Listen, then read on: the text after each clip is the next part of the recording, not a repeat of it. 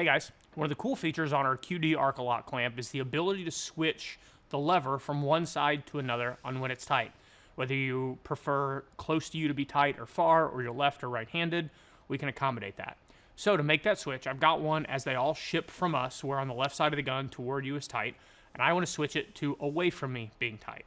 So I'm going to take the clamp, and I'm going to move it to the lever being outward, and with an 1/8 inch Allen key, I'm going to go to this set screw in front, and I'm going to loosen it. You'll note the way that I'm holding the clamp with my hand on both sides so I can squeeze and take spring pressure off. Backing that screw out, and that pin out, and I'm going to pull it. I'm then going to rotate 180 degrees with that lever, making sure that it's still pushed into the clamp. I'm going to drop that pin in, and then if you'll note here, the threads are sitting a little proud of the clamp. I'm going to grab here on the lever and push in just a bit until that pin falls back down. At that point, I'm going to tighten it, and we're all good.